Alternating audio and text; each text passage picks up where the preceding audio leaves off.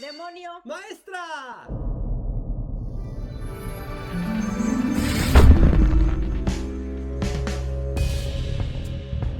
Tortura medieval para quien haga Arte conceptual.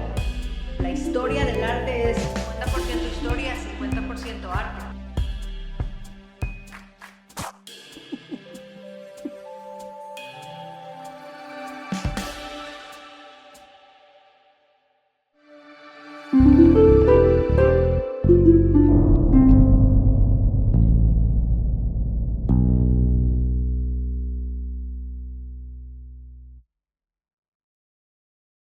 ¿Dónde está? ¿Dónde está el dadamonio? ¿Damonio? ¿Por qué no te vas?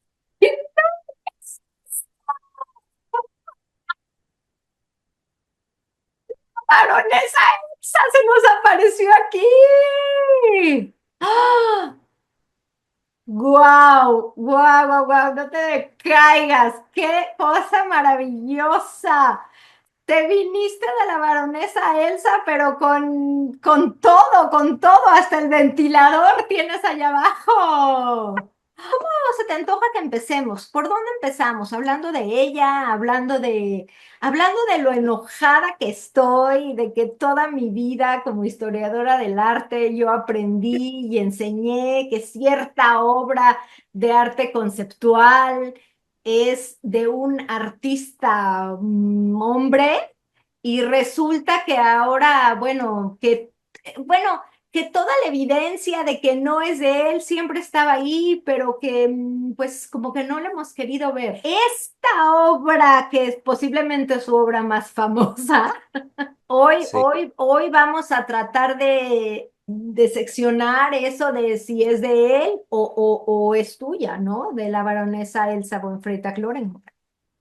¿Usted qué considera, maestra? Usted, para empezar el Pero programa, ¿usted cree realmente que Duchamp fue el autor de no, El Urinal? no, señor, no. Para mí, la autora fue la baronesa. Ok. Ahora vamos a hablar de la evidencia, vamos a hablar de quién era él, de quién era ella, y para mí está bien claro que Ah, la obra es de ella. La historia del arte está lleno de estas mujeres artistas que nadie conoce. Trabajaban desde en el Renacimiento en los talleres de los maridos y de los papás, pero ellas no firmaban. Las mujeres han hecho siempre todo tipo de cosas. Lo que pasa es que nunca se les ha reconocido. Y ahora creo que, creo que vamos a tratar de discutir un ejemplo de eso, porque el reconocimiento de esta obra, el Orinal, famosísimo de Marcel Duchamp, y es un artista francés de una familia de intelectuales donde todos los días en su casa se hablaba de filosofía y de literatura y se oía música clásica y se producía arte. Tres de sus cinco hermanos se convirtieron en artistas famosos, pero Marcel era el más irreverente y el más relajiento y el más con el humor pesadito, además de talentosísimo, y empieza a pintar originalmente, ¿no? Y su primera obra que se hace famosa, porque causó revuelo, es, tú sabes muy bien, ¿Es el desnudo bajando las escaleras? sí señor, El desnudo bajando las escaleras, dos. Había un uno, pero exacto, así, exacto. El desnudo bajando la escalera, dos. Qué bueno que no desnudo, pero ahí estamos. La baronesa Elsa bajando la escalera, que es de 1912, pero que se hizo famosa porque vino a los Estados Unidos a una exposición muy, muy importante que se llamó The Armory Show, el show de la exhibición de la armoría, que tuvo lugar en la ciudad de Nueva York en 1913. Y esta fue una exhibición increíble porque toda la vanguardia europea de los últimos 50 o 60 años llegó a Nueva York al mismo tiempo. O sea, vieron cosas súper tradicionales como Delacroix, como Ingres, al mismo tiempo que Van Gogh, al mismo tiempo que Matisse, al mismo tiempo que Picasso. O sea, Les llegó de sopete todo el modernismo de Europa, todo así. el moderno de Europa, paz, paz. Paz, paz, paz. No, Órale, y Nueva York se quedó. no tenía idea de lo que había estado pasando. Europa.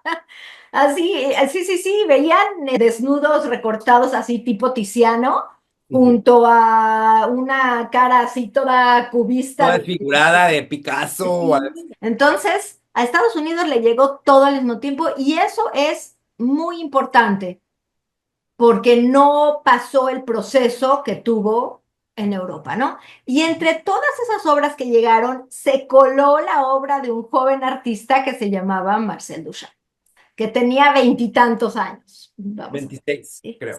Exactamente. Sí. Ahí llegó esta obra, El desnudo bajando la escalera, y se hizo famosa no porque le gustara a la gente, sino porque no le gustó a la gente, porque la gente vio que era un escándalo entre todo lo que estaban viendo que los dejó así, ¿eh? Eh, Esto así, tan feo esa, que llegó. ¿qué mamarracho es este?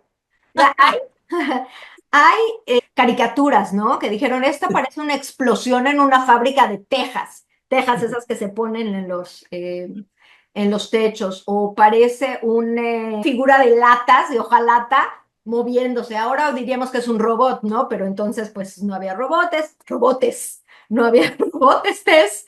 Y bueno, en fin, la cosa es que causó mucho revuelo. Sin embargo, alguien la compró.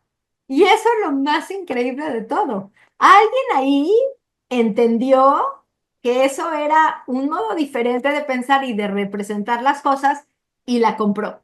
Y entonces el Duchamp feliz en Francia porque a él le gustaba que se hicieran esos relajos con sus cosas. Más o menos al mismo tiempo, estamos en 1912, 1913, 1914 estalla la Primera Guerra Mundial en Europa, lo que se le llamó la guerra para terminar con todas las guerras, que bueno, ya vimos que no es cierto, pero que fue una cosa ridícula, horrible, espantosísima, sin razón, sin sentido, como por lo general son las guerras, esta todavía más. Y en esa época, pues Marcel Duchamp, que tiene otras aspiraciones y que él quiere irse de Europa, piensa que en Estados Unidos, porque allá se había vendido su obra, su arte va a ser mejor aceptado y así que se muda en 1915 a la ciudad de Nueva York. Y él por esa época ya estaba creando un arte que conocemos como el arte Dada o Dada. Demonio, ¿quieres decirnos algo de ese arte? El arte Dada nació en Suiza, en la ciudad de Zúrich, en el cabaret Voltaire, Cabrón. donde un grupo de intelectuales, entre ellos el señor Hugo Ball o Hugo Ball, Ujú. eh, experimentó el performance y lo combinó con el sonido, con el collage, con la actuación, con el cine. Era como una multitud de disciplinas artísticas que no tenían sentido y de que eran intencionalmente absurdas para comentar precisamente lo que estaba pasando alrededor de ellos. Claro. Y Suiza, por ser una zona neutral, era como una burbuja protegida para muchos inmigrantes que eran exiliados de otros países y pues muchos artistas que se tuvieron que ver en la necesidad de escapar la guerra, pues acabaron en este lugar. Sí. Así que así empezó el Cabaret Voltaire y el movimiento Dada, Ujú. pues, que viene de un poema pues que no tiene realmente sentido y que son más como repeticiones, pero que están formadas con el hecho como de provocar y de incentivar el pensamiento, ¿no? Sí. Como de cuestionar lo que está pasando alrededor, de replantearte cómo te involucras con el arte y todo esto o influyó en el joven Marcel Duchamp y lo apropia pues de una manera excelente Antes. y empieza a hacer pues un trabajo pues que ejemplifica al arte Dada.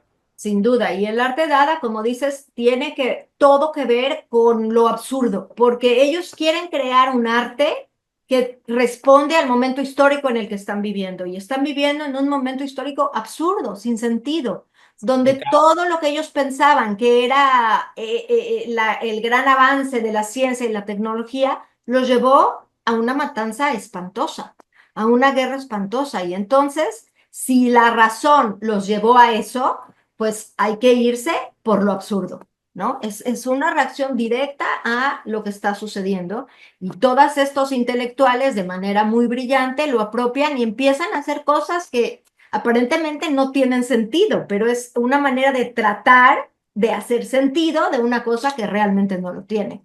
Casi, casi como el que yo acabo de decir. Y Duchamp es un proponente importantísimo, tal vez de los más importantes, de este movimiento Dada, que también llega a Estados Unidos y él empieza a crear obra en Estados Unidos. Al mismo tiempo, ¿no? Ya dejamos a Duchamp en 1915 en Nueva York. Ahora, al mismo tiempo podemos empezar a hablar un poco de esta artista, ¿sí? De la baronesa, ¿de acuerdo? La baronesa no nació como baronesa. La baronesa nació como Elsa Hildegard Plotz en 1874, completamente contemporánea con Marcel. Miren, ahí está, qué hermosa. Nació en Prusia, Alemania, aunque la ciudad donde ella nació verdaderamente ahora es Polonia, pero bueno, se lo considera una artista alemana. Era una niña muy rebelde, siempre creció en una casa extraña, su mamá tenía problemas psiquiátricos y además, no pero, además era increíblemente creativa.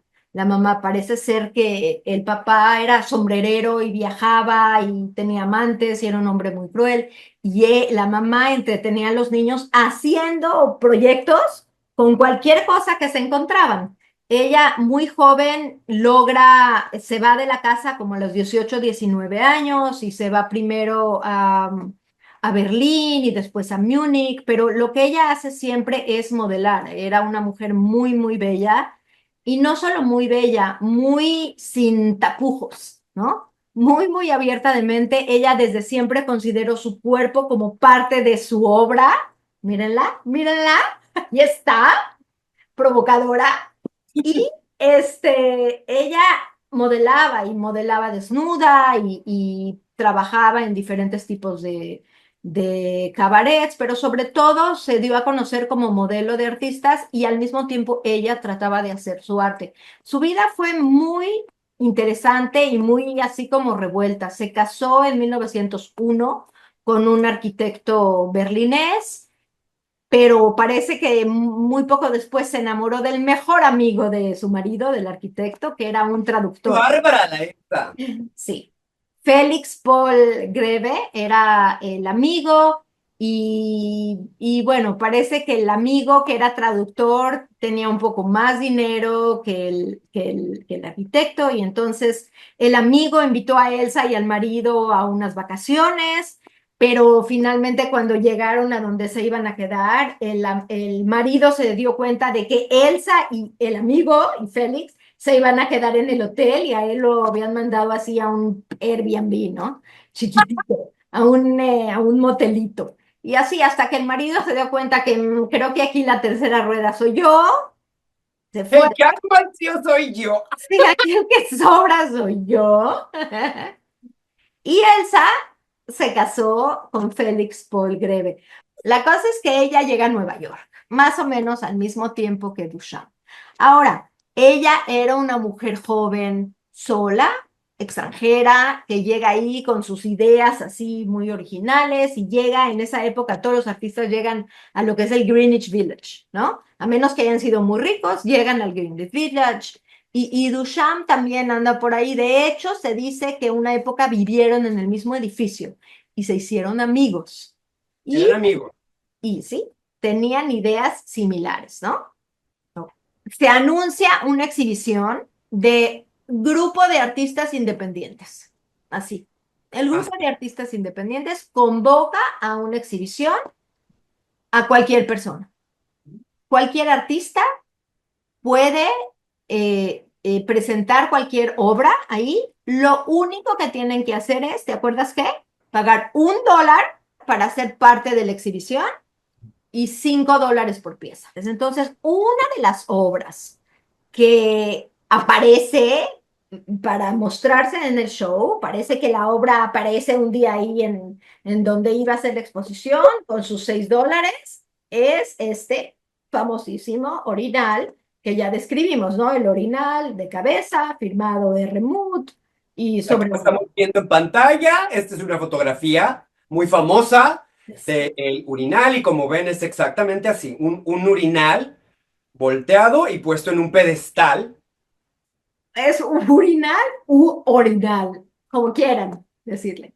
Bueno, la cosa es que esa Bueno, es, ay, me estoy cayendo, esa es la obra, ¿no?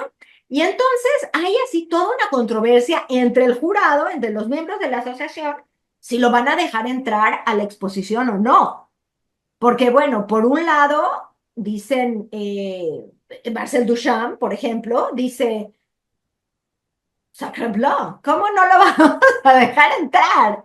Si cumple con el requerimiento, cualquier cosa que quieran traer, que digan que es una obra de arte, que paguen sus dólares y sus $6, puede entrar. Y esta obra cumple con eso. Y los demás dicen, bueno, pero Marcel, ¿qué estás hablando? Es un orinal, no es una obra de arte. ¿Cómo? Puedes decir. Entonces, finalmente, ¿la aceptan o no la aceptan para la exposición?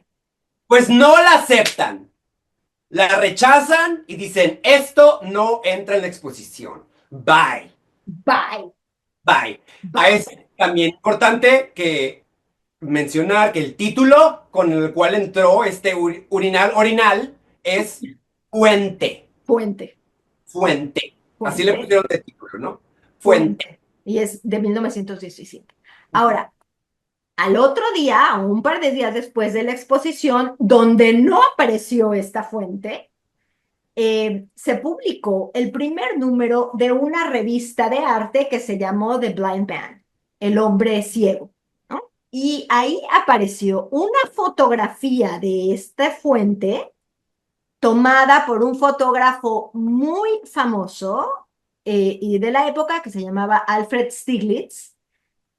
Apareció la fotografía y apareció un ensayo ahí mismo escrito ¿por quién creen? Por Marcel Duchamp, ¡Oh, my God! donde justificaba la existencia de ese urinal fuente como una obra de arte. Decía, no se había aceptado, no se aceptó, y por cierto que Duchamp renunció a la Asociación de Artistas Independientes. Como no la aceptaron, él renunció, ¿no?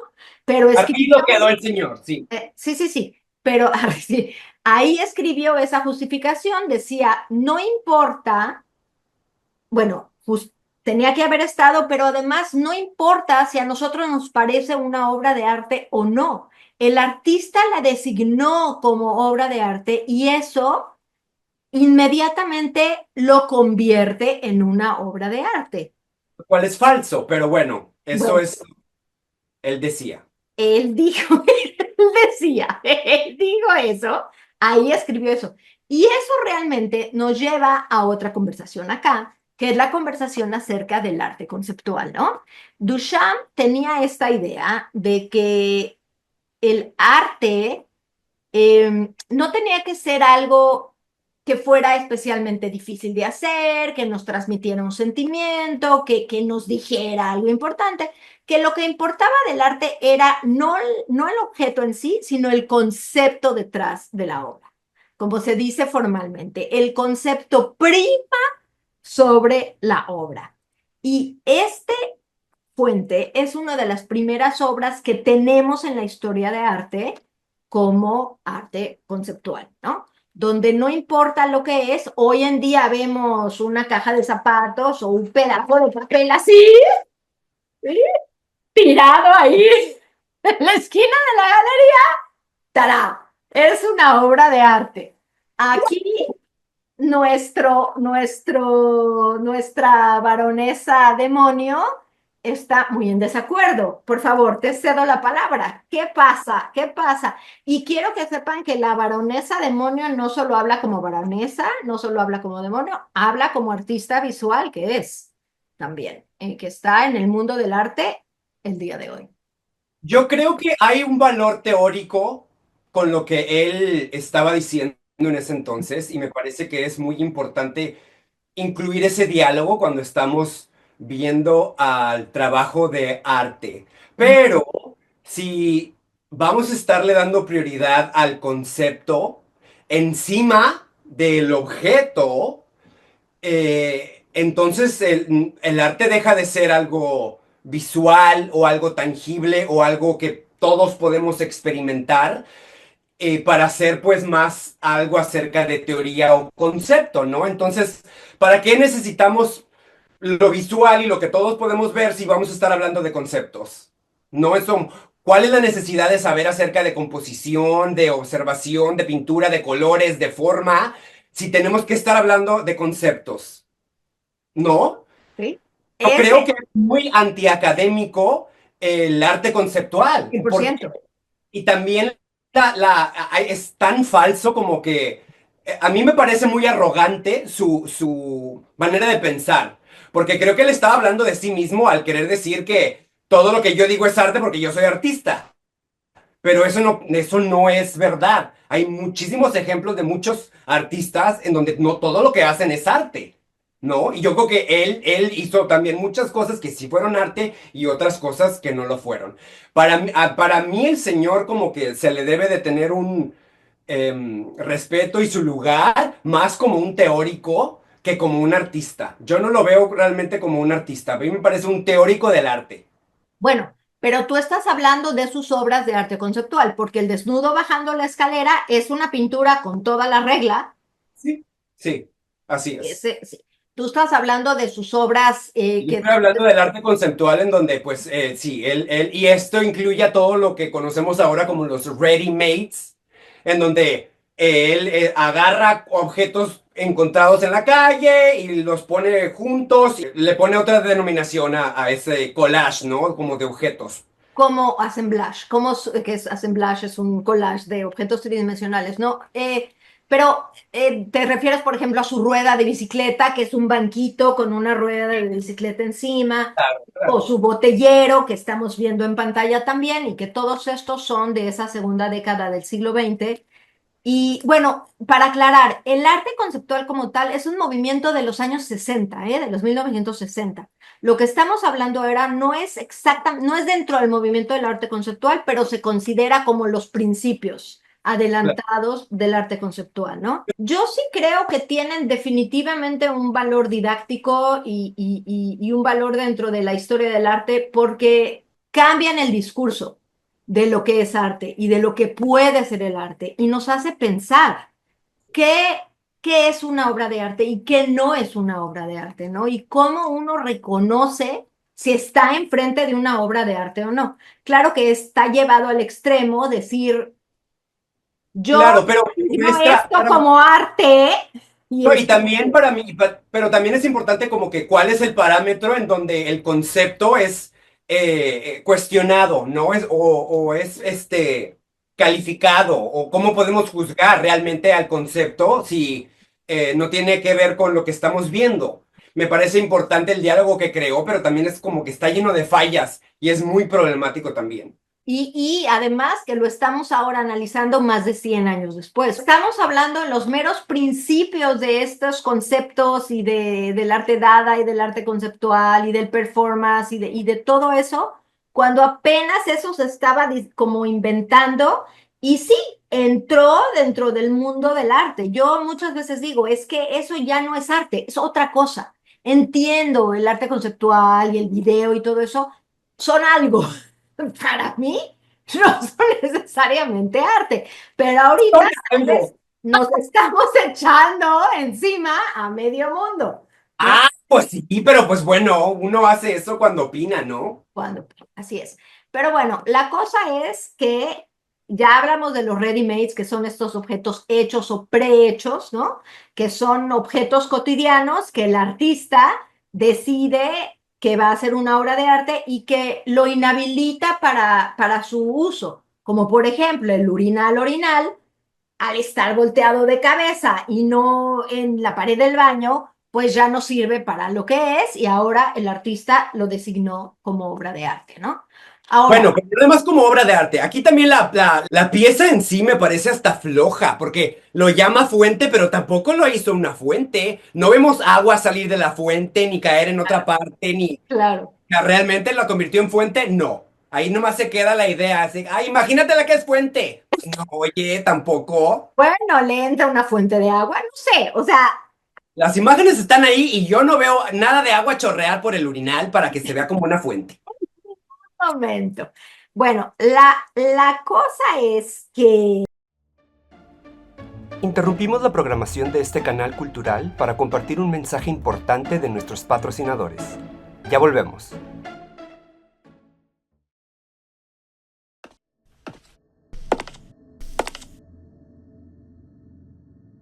Te presentamos la primera línea en el mundo de mingitorios femeninos avant-garde. Para todas las damas modernas e irreverentes. Piezas únicas, talladas a mano por las mejores artesanas dadaístas. Ya sea en la sala, junto al televisor o sobre un pedestal, tu orinal estará listo para impresionar o mínimo confundir a tus invitados. Proveemos soporte técnico ilimitado las 24 horas por nuestra plomera genio Rosa Laliosa y su equipo bilingüe Fontanera Sin Fronteras. Llame ahora para ordenar su orinal. Instalación gratis en todo México y Latinoamérica si padeces de incontinencia. Se requiere constancia médica, válido hasta agotar unidades. Contáctenos de inmediato si sospecha que su orinal genera cualquier actividad paranormal. No nos hacemos responsables por inundaciones y su pieza ya no tiene garantía. Pregunte por nuestros descuentos para estudiantes y maestras de arte, historia y plomería. Fontanería de calidad superior. Orinales Doña Elsa. El portal a tu diosa interior.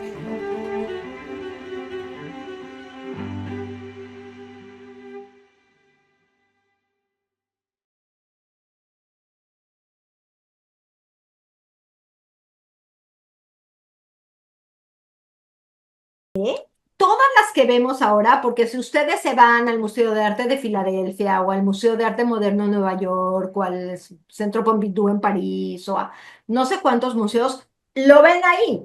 Ven fuente firmada R. Mood, tal cual. Ahora, ninguna de esas es la original. Porque la original, la que apareció en 1917 en esta asociación y que rechazaron, eso desapareció. No se sabe qué pasó con ella. No sé si un plomero la vio y se la llevó a instalar en algún apartamento o lo tiraron a la basura. La única imagen que tenemos del original es esa fotografía de Alfred Stieglitz. Todas las demás son copias que se empezaron a hacer a partir de 1950 y están firmadas por Marcel Duchamp. ¿Qué pasó entre 1917 y 1950, no? Con eso. Pues vamos a ver más o menos qué pasó. Marcel Duchamp sigue produciendo, se sigue siendo cada vez más famoso. Para 1917, él ya era bastante reconocido como un hombre francés, inteligente, que trabajaba en los círculos artísticos de Nueva York, que era un hombre muy brillante, que vivía para provocar, ¿verdad? Ok. ¿Qué le pasa a Elsa? Estamos haciendo visto las vidas paralelas. ¿Qué le pasa a ella? Bueno, pues ella, después de que Frederick Philip Grove la abandona y se va a Canadá y ella no vuelve a saber de él, ella llega en 1913 a Nueva York, sigue tratando de mantenerse con su arte. De más está decir que la baronesa vivió en la pobreza la gran mayoría de su vida. Ella se mantenía modelando.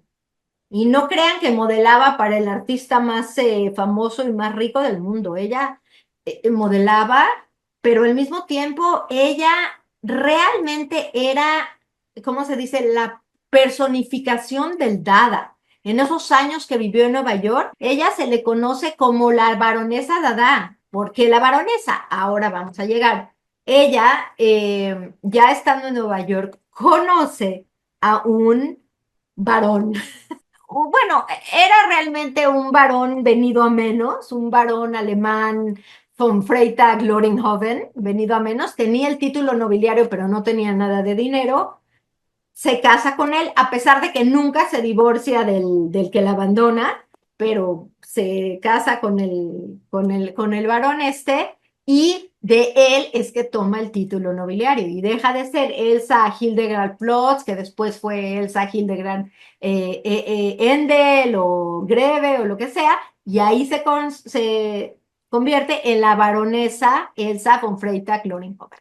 Y es la baronesa dada del Greenwich Village. Y toda la gente que la conoció en esa época habla de ella como una mujer genial, absurda, irreverente, creativa, que vivía lo que hablaba. No solamente hacía obras de arte de esas que al demonio no le parecen obras de arte, porque ella, su primer ready-made y el que es considerado o debería de ser considerado realmente el primer ready-made de la historia, no es el botellero de Duchamp, que es de 1914, sino una obra de ella que se llama Adorno Eterno, eh, Enduring Ornament, que es de 1913, de un año antes, y que es un anillo, como un anillo de plomería sucio y oxidado, que ella levanta de la calle y dice, eso es arte.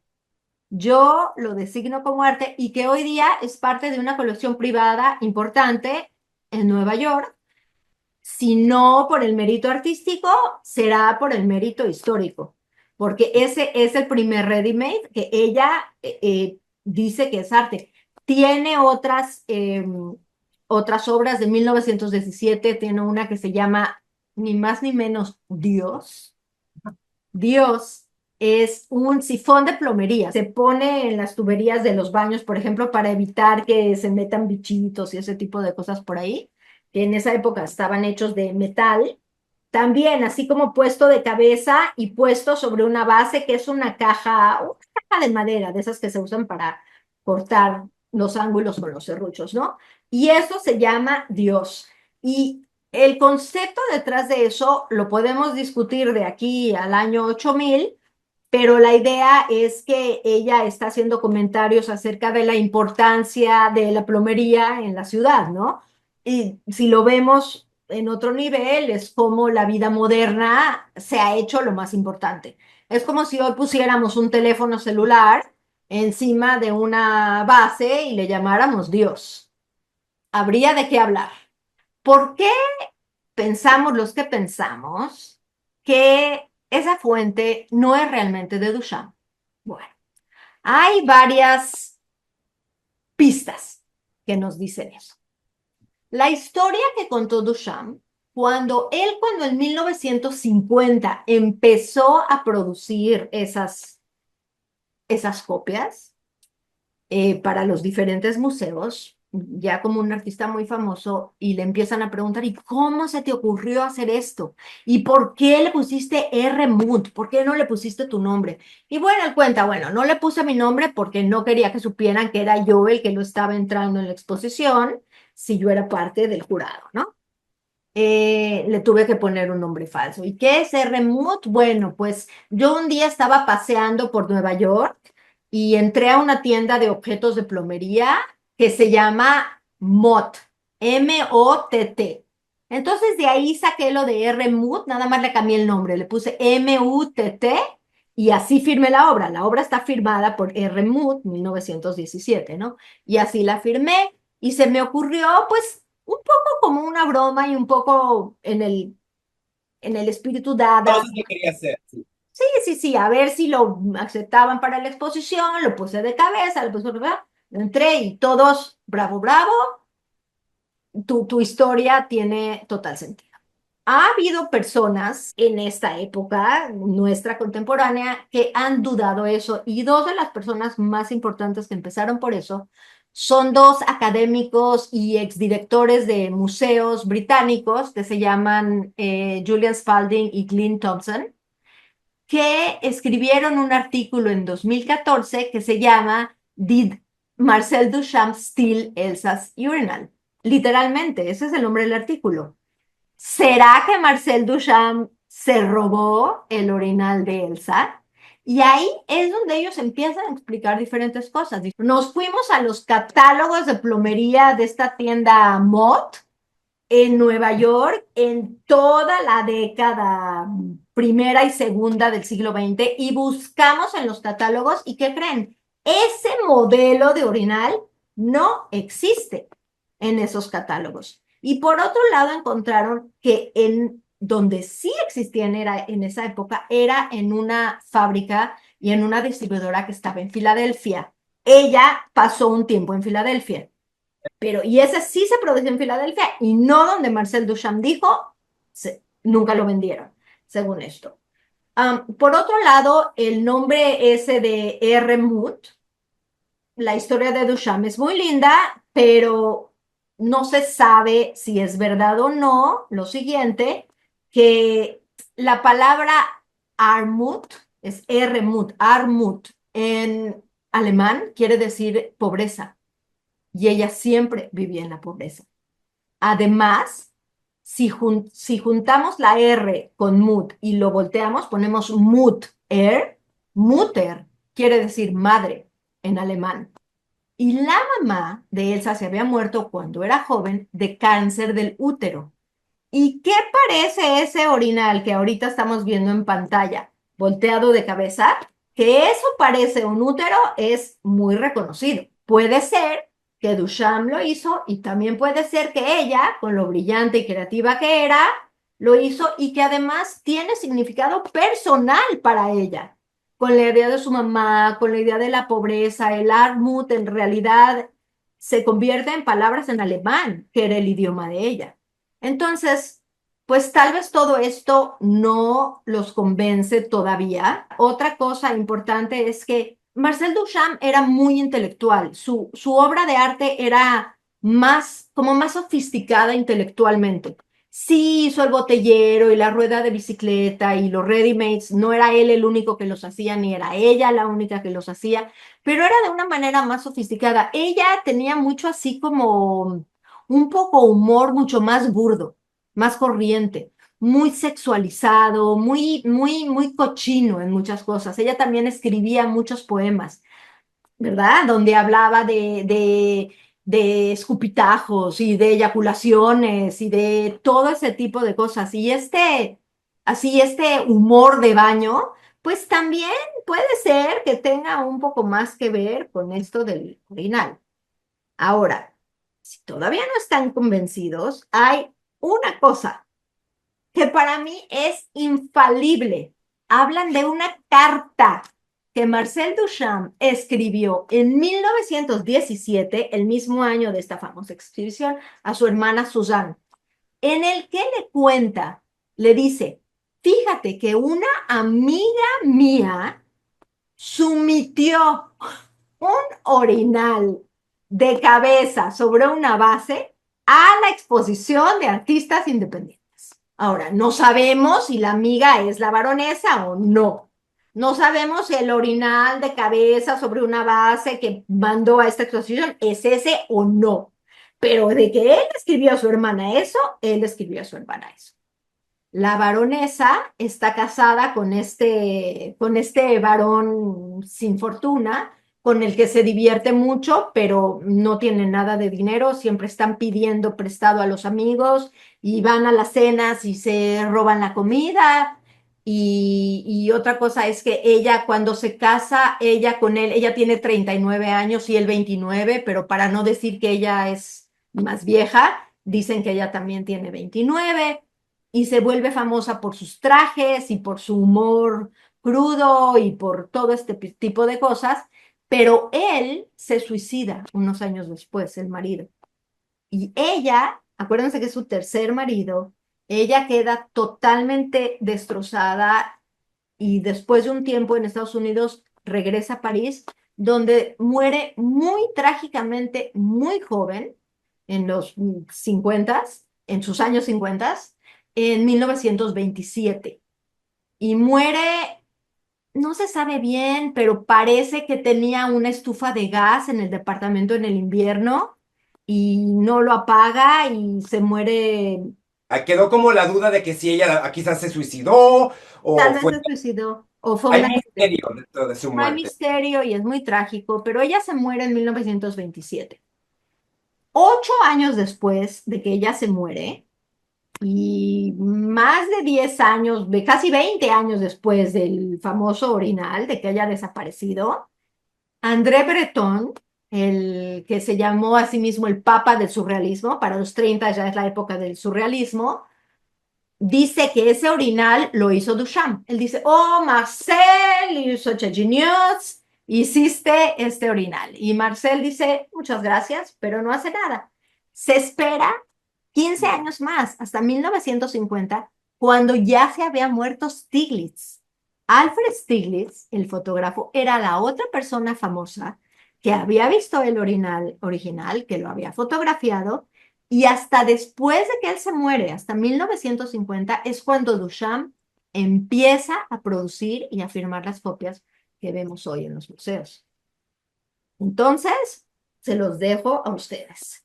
Yo ya expuse, señor juez, mis El puntos, caso.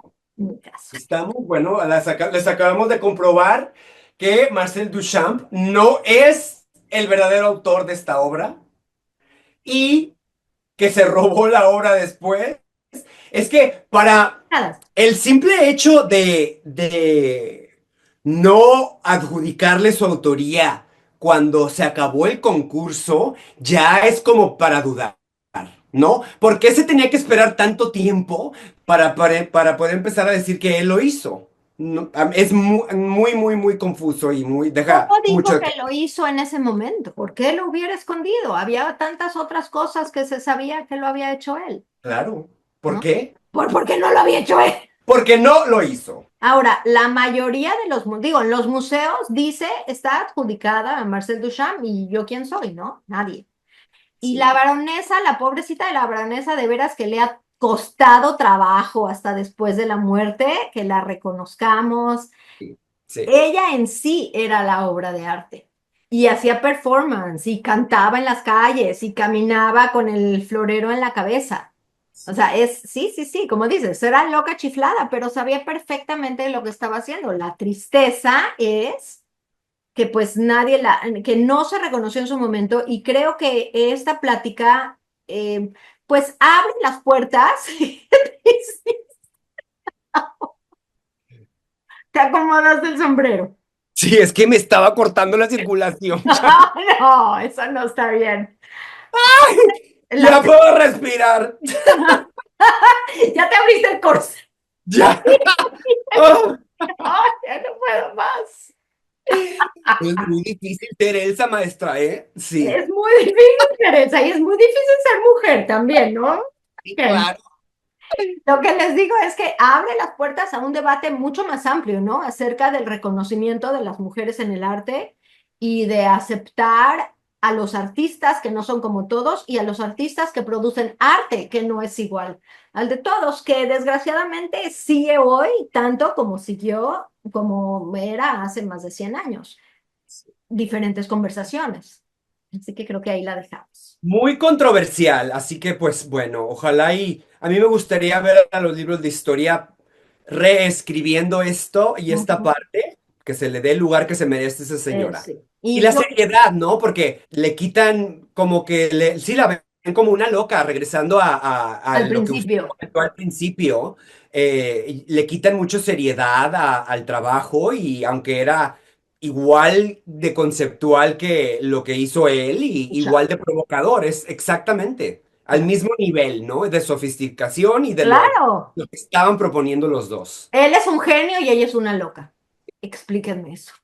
Sí. Antes de terminar, quiero nada más mencionar a mi amigo y gran artista, el artista cubano Carlos Esteves, que fue la primera persona que hace unos años me mencionó a la baronesa Elsa con respecto bueno, a esto de Duchamp. Que Saludos. yo, con toda mi vida de historia del arte, no lo sabía y él fue el que me lo mencionó, así que le agradezco. Bueno, baronesa, ha sido un placer. Igualmente, maestra.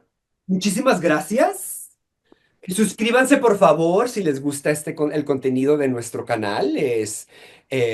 Pedimos con mucha amabilidad que compartan nuestro contenido, que se suscriban aquí o aquí, ¿Dónde está el maldito botoncito? aquí o aquí.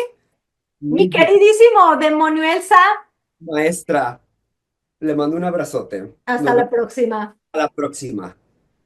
Bye.